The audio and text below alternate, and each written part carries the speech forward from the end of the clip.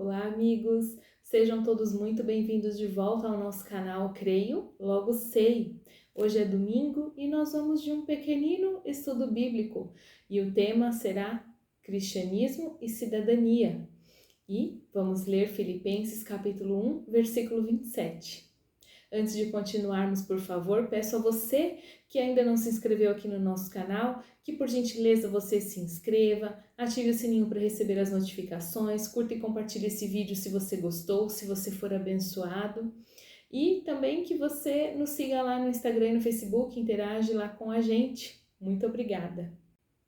Hoje nós vamos falar de um tema que confesso eu que hesitei muito para falar a respeito assim abertamente, mas tenho entendido de Deus nos últimos dias, que Deus tem falado ao meu coração, que Deus tem trazido na palavra esse tema recorrente, e hoje nós vamos falar um pouquinho, um estudo bíblico bem curtinho, mas sobre esse tema tão importante que é cristianismo, cidadania, política, como nós cristãos devemos nos portar, o que a palavra de Deus, o que Deus espera de nós. E para isso vamos ler texto base de Filipenses, capítulo 1, versículo 27. Vamos lá? Não importa o que aconteça, exerçam a sua cidadania de maneira digna do Evangelho de Cristo, para que assim, quer eu vá e os veja, quer apenas ouça a seu respeito em minha ausência, fique eu sabendo que vocês permanecem firmes num só espírito, lutando unânimes pela fé evangélica. Amém! Glórias a Deus pela sua palavra, né? É um texto assim que só de ler parece que salta aos nossos olhos algumas coisas, né?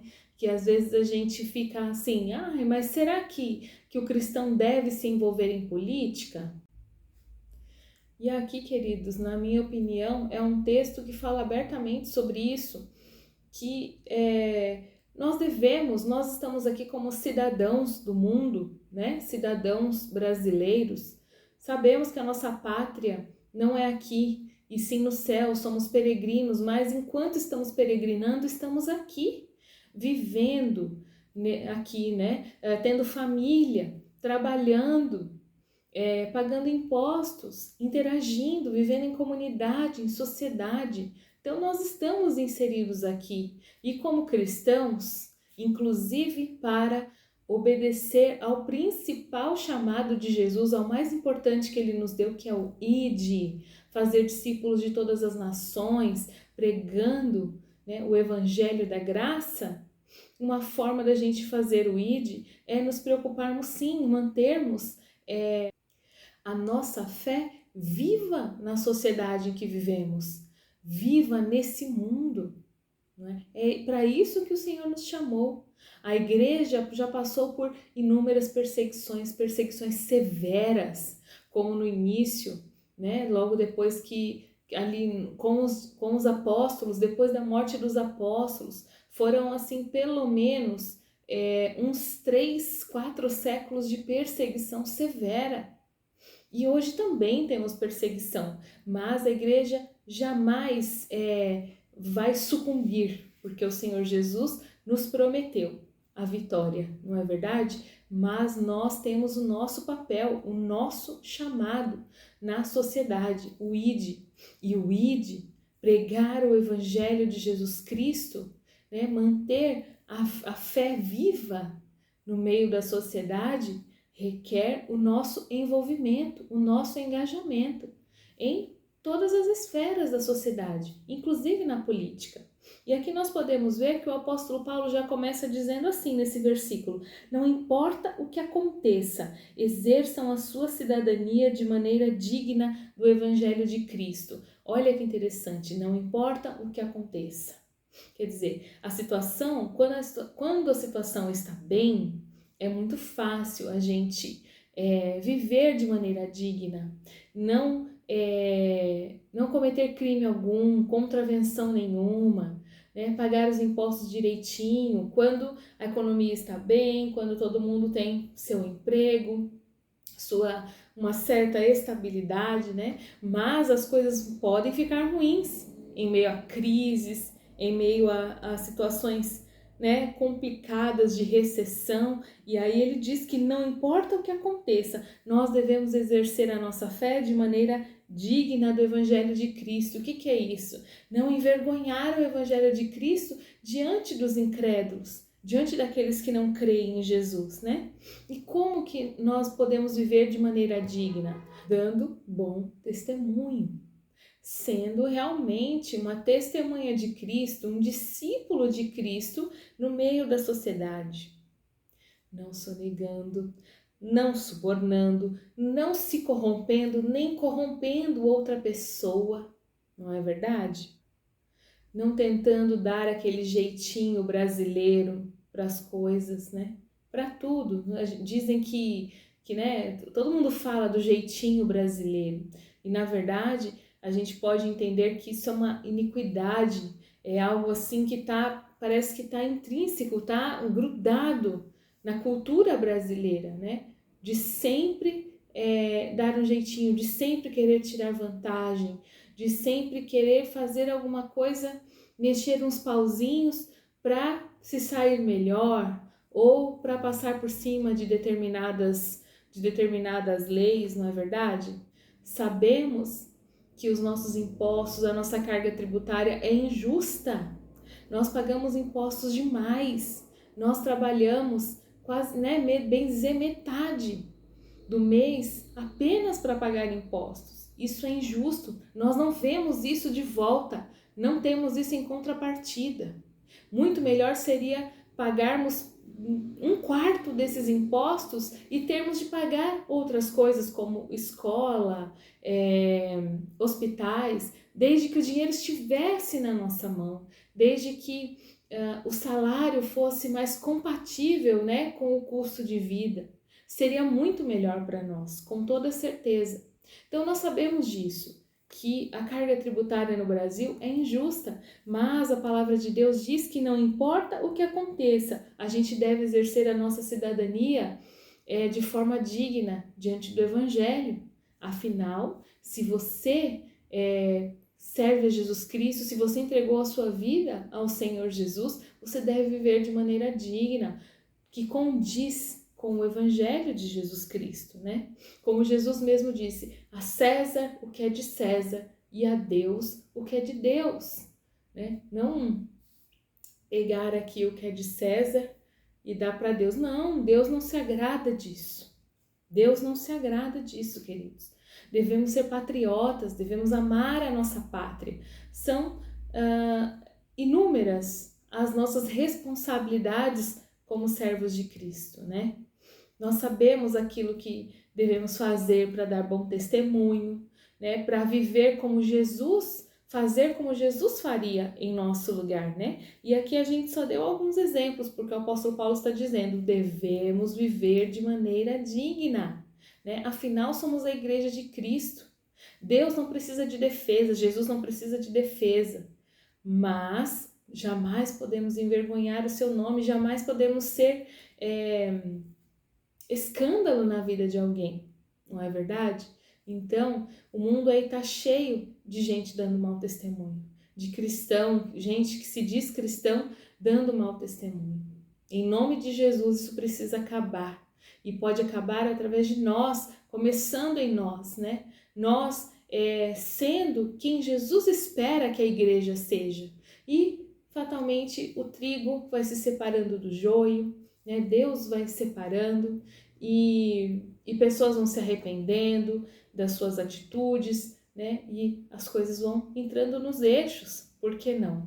Não é? O que a gente não pode é se conformar com esta vergonha que muitas pessoas fazem, né? Do Evangelho de Jesus. Até mesmo pessoas no legislativo, né? Que se dizem que são políticas, que se dizem cristãs.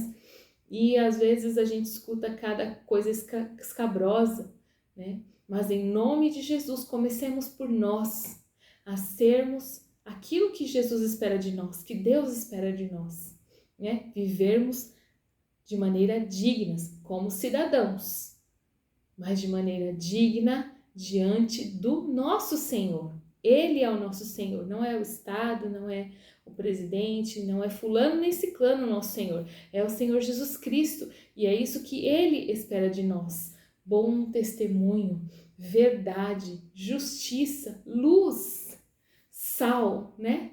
Vamos temperar, vamos iluminar, vamos trazer coisas novas, diferentes, vamos ser diferentes no meio da nossa sociedade, amém? E aí, no final do versículo, ele diz que nós devemos estar firmes, unidos, lutando pela fé evangélica. Olha que legal, que texto. Quem nunca tinha visto esse texto, volta aí e leia. Está aqui em Filipenses capítulo 1. Se você ler todo o capítulo 1, Paulo está contente, né, pela igreja de Filipos e mostra que os sofrimentos dele, né, contribuem para a expansão do evangelho de Jesus. E aí ele fala, nesse capítulo que ele fala que morrer é Cristo, e que o viver é Cristo, que o morrer é lucro, né? E aí depois, lá no final do capítulo, ele dá essa instrução para a igreja, né?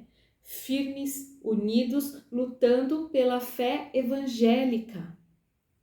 Então, queridos, nós devemos lutar pela nossa fé. É o que diz o apóstolo Paulo. Jesus manda que a gente pregue o evangelho, que a gente leve o ID, que a gente fale dessas boas novas que mudaram as nossas vidas, que a gente fale aos outros, às outras pessoas. E aí Paulo diz que nós devemos estar firmes, unidos, lutando, unânimes, né? Lutando pela fé evangélica. Então, queridos, o que é a fé evangélica? O que é isso pelo qual nós devemos lutar? Que fé é essa? Nós podemos entender que é todo o conjunto de regras da palavra de Deus, que é a forma de vida que a palavra de Deus nos ensina, nos instrui. A Bíblia é o manual que Deus deixou para nós. Então, aquilo que ela diz que nós podemos, ok, nós podemos. Aquilo que ela diz que nós não podemos, ok, nós não podemos. Isso é pecado.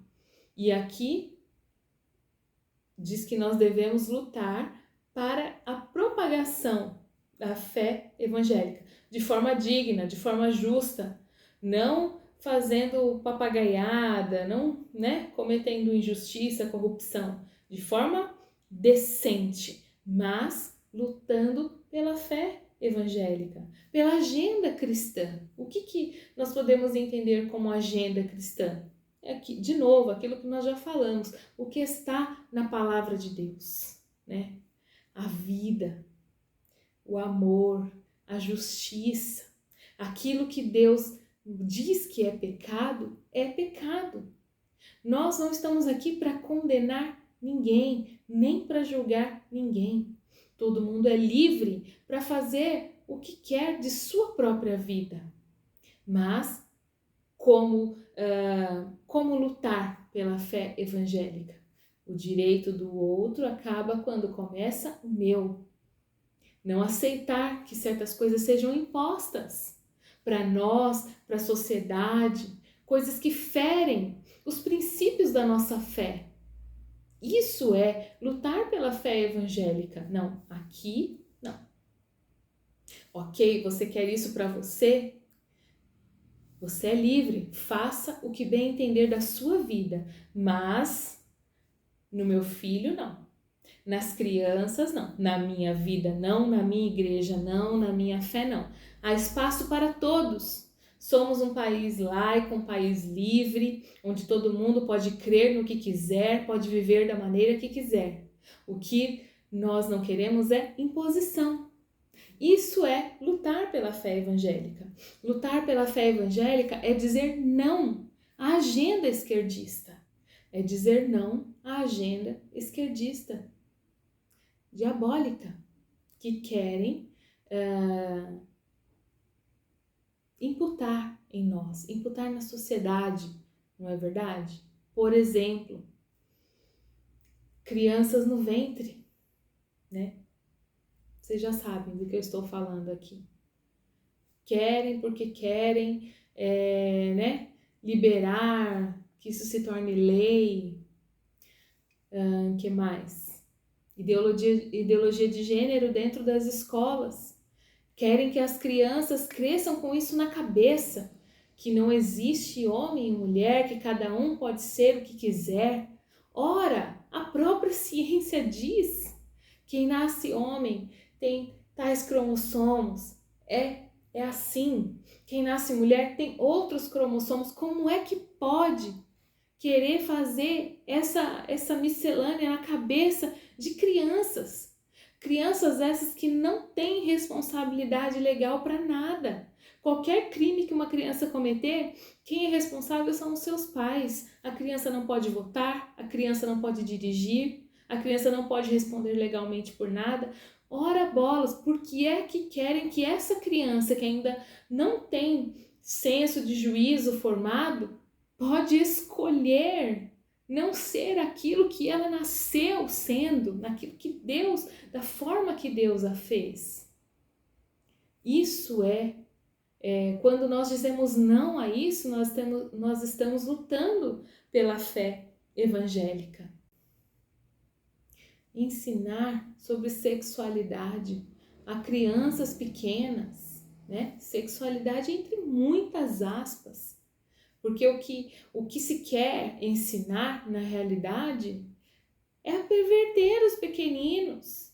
Então, queridos, nós como cristãos devemos dizer não, lutar realmente, nos impor, sabe? Se colocar aí, de peito para frente, nariz para cima, né? Ombros ajeitados, como um soldado realmente dizer não, não, não e não.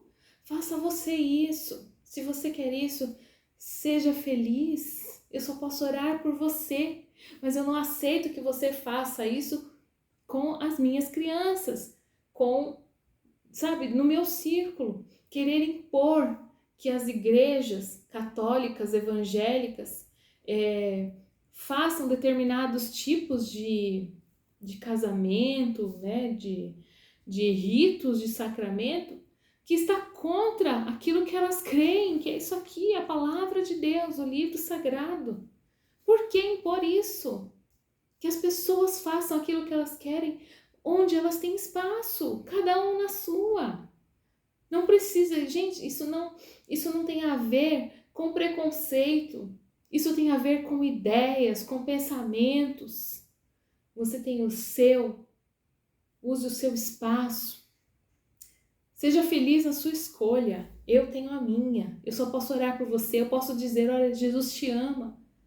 Jesus quer que você se arrependa das suas más obras. Que você seja salvo, seja liberto, seja livre do pecado. Mas se você não quer, querido, tudo bem, tá tudo bem.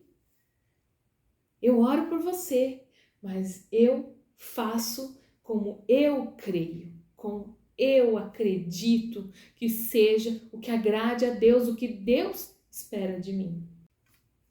Eu sinceramente não entendo como é que um cristão pode se identificar com a agenda da esquerda, com o pensamento da esquerda, pode votar em candidatos de esquerda, ou alinhados à esquerda, ou tendentes para a esquerda. Não entendo. De jeito nenhum. O pai, né, do comunismo, né, a pessoa que idealizou, né, podemos dizer assim, de forma bem superficial, né, foi Karl Marx, um alemão, um homem perturbado, um homem atormentado e que era um satanista. E é ele quem teorizou, né, fez a teoria do socialismo, do comunismo, da luta de classes, né, que os pobres são sempre oprimidos pelos ricos. Existe um monte de coisa que a gente pode discutir sobre isso, mas o fato é que as intenções dele eram as piores. Ele era um homem perturbado, atormentado, um satanista. Ele disse, queridos, foi ele que disse que a religião é o ópio do povo, que a religião é uma ilusão, entendeu? Uma forma de se iludir das pessoas, porque para eles é só material que existe, é só isso aqui que é palpável. Então, não existe céu. Se não existe céu, não existe Deus. As pessoas se iludem achando que aqui elas podem ter uma vida sofrida, mas no porvir, depois da morte, elas terão uma vida de gozo, de alegria, de satisfação. E que isso era uma mentira e que as pessoas deveriam ser privadas da religião. A Rússia, quando era a União Soviética, era ateia.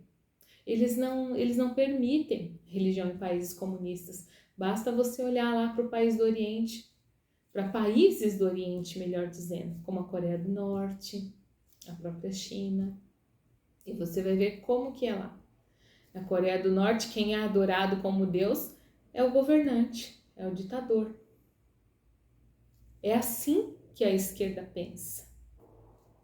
E aí, continuando assim de maneira bem superficial e resumida, Antônio Gramsci entendeu que a luta de classes que o Marx desenvolveu, a teoria, ela jamais aconteceria, ela não aconteceria. Então, que a revolução, né, para que o comunismo chegasse ao poder, deveria partir da base, da cultura. Então, eles entenderam que eles deveriam trabalhar na cultura, na escola, nos relacionamentos. Assim, dessa forma, a longo prazo, as pessoas estariam com as suas mentes já prontas para aceitar as doutrinas de esquerda.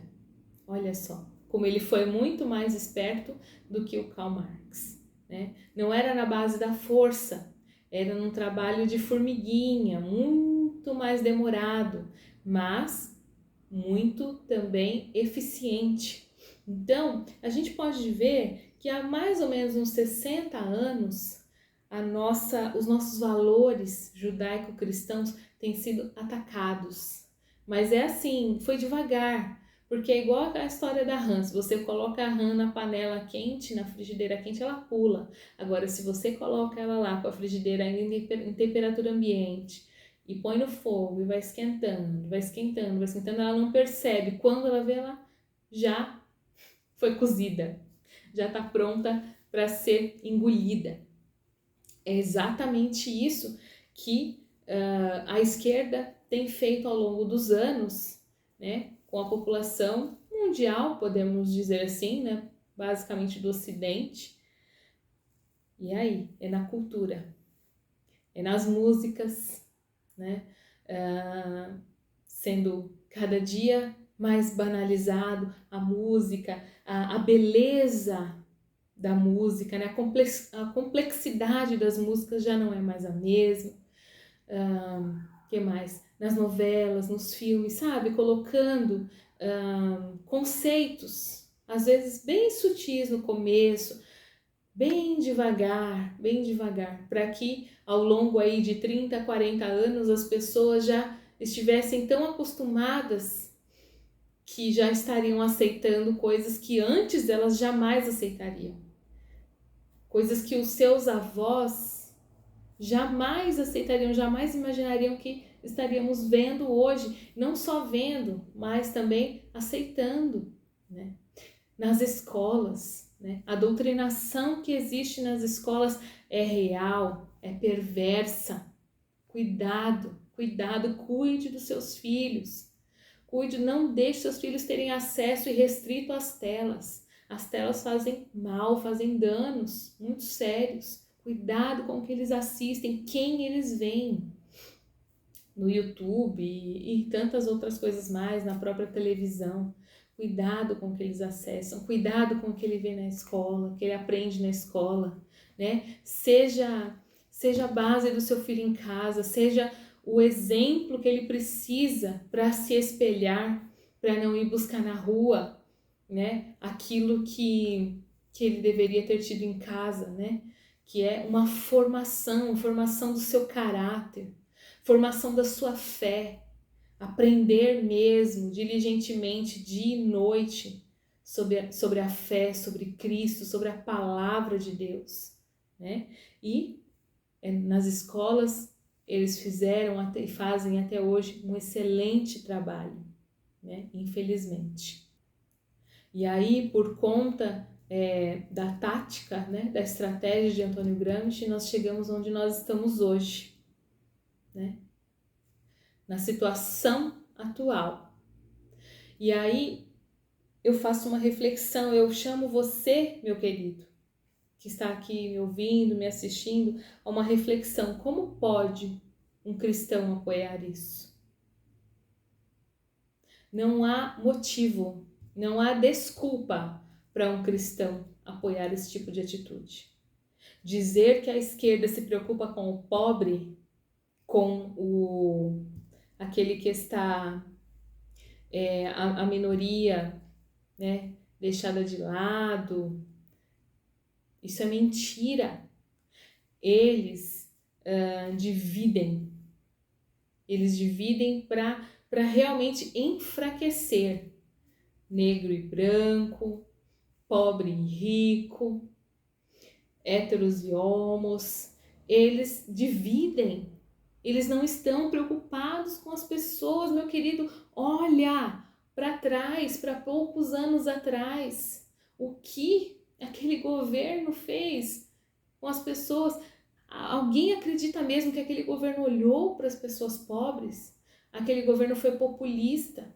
Ele deu o peixe, ele não ensinou a pescar, ele deu o peixe. Realmente, muitas pessoas não passaram fome, mas a intenção não foi que as pessoas não passassem fome, sim aprisionar as pessoas naquilo, para que elas não aprendessem a pescar e para que elas sempre estivessem votando neles. Gente, olha quantas pessoas no Brasil não têm saneamento básico. Aí você reflita comigo, a esquerda realmente quer que as pessoas deixem de ser pobres? Ela pensa no oprimido, no pobre? Não. Ela quer se perpetuar no poder. É isso que eles querem. Olha para os nossos vizinhos, olha para Cuba. Cuba não é livre há mais de 60 anos. Cuba vive um totalitarismo. Olha para a Venezuela, queridos, olha os nossos irmãos venezuelanos. As necessidades que aquele povo passa. Ali, quem viu o que estava acontecendo ainda na época do Hugo Chávez, né, os que tinham um pouco mais de dinheiro, que tinham uma visão, né, lá na frente, foram embora. Quem não foi, sofre demais. Às vezes não adianta nem você ter dinheiro lá, porque não tem o que comprar, não adianta ter o papel, sendo que não tem o que comprar. Olha para eles, olha para a Argentina, meu amado. A Argentina está com uma inflação de 50% ao mês. Então, queridos, a esquerda não pensa no pobre. A esquerda só quer se perpetuar no poder. E nós, cristãos, não podemos compactuar com isso. Apoiar candidatos que apoiem essas agendas que são contra a palavra de Deus, que são contra aquilo que Deus espera de nós. É inadmissível um cristão fazer isso. Olha o que o apóstolo Paulo está dizendo aqui: lutar pela fé evangélica. Ninguém aqui está dizendo que é para impor, não. Impor a fé de ninguém, a fé para as pessoas, nada disso. A gente quer lutar pelo nosso espaço, pelo nosso direito de viver de acordo com a palavra de Deus. Quem não quiser, viva como achar melhor. Seja feliz. Deus te abençoe. Mas quem crer no Senhor Jesus Cristo, que possa viver de acordo com a sua fé. E um crente em Jesus é água e vinho, é água e óleo, sabe? Não tem como comparar. Um crente em Jesus não pode apoiar essas coisas. É inadmissível, é inconcebível uma coisa dessas. Não é verdade? E aí, queridos, esse é um ano de eleição. Eu não vou dizer para você votar em Ciclano ou em Beltrano. Eu só vou dizer uma coisa, a minha opinião.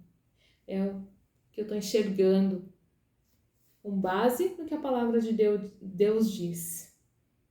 Temos outra opção, senão o nosso presidente que já está lá? Vamos colocar de volta o homem que foi condenado, que hoje está elegível, podendo ser eleito por conta de tapetão? Podemos uma coisa dessa? Podemos colocar lá quem saqueou a Petrobras? Quem nos deixou num estado de recessão terrível, a maior de todas as crises que o Brasil já passou em 2014? Podemos? Podemos? Temos outra escolha? Temos como escolher entre... Como você pensar, se você não entende que o atual presidente é bom, eu acredito. Mas se você não entende, coloque ele como mais ou menos. O mais ou menos e o péssimo, o impensável. Não tem escolha, meu amado, não tem escolha. Então, cuidado com o que as pessoas falam. Cuidado, né, com o que você pode escutar por aí. Peça a direção de Deus. Olha para a palavra de Deus e olha para o que esses caras estão falando, estão ensinando. Olha os planos de governo deles. Teve um outro aí que agora está indo na igreja. Está indo em igreja evangélica. Oh, queridos, abram o olho.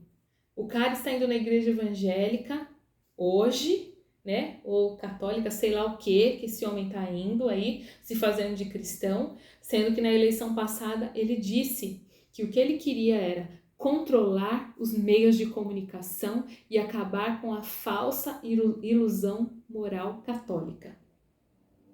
Para pensar no que esse homem falou. Controlar os meios de comunicação, quer dizer, liberdade de expressão, negativo.